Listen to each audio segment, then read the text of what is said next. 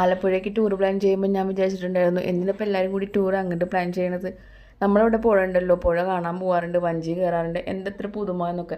പക്ഷെ അവിടെ ചെന്നപ്പോഴാണ് മനസ്സിലായത് എന്തായാലും നമ്മൾ കാണേണ്ട ഒരു സ്ഥലം തന്നെയാണ്.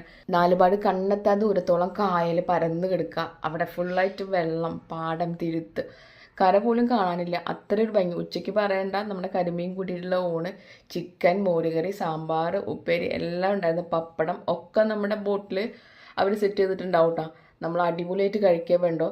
പിന്നെ ഭക്ഷണം കഴിക്കണതാണെങ്കിൽ കായലിൻ്റെ നടുവിലായിട്ട് ഒരു ചെറിയ കെട്ടുണ്ട്, ഇതുപോലെ അപ്പുറത്ത് പാടാണ്, ഇപ്പുറത്ത് കായലാണ് കേട്ടോ. ആ ഭാഗത്ത് വെച്ചിട്ടാണ് ഞങ്ങൾ ഊണ് കഴിക്കുന്നത്. ഉച്ചയ്ക്ക് ശേഷമാണെങ്കിൽ പറയേണ്ട, കായൽ നിറച്ച ഹൗസ് ബോട്ടുകളാണ്, നല്ല മെലഡി സോങ്സ് ഒക്കെ വെച്ചിട്ട് അടിപൊളിയായിട്ടുള്ള ഒരു യാത്ര.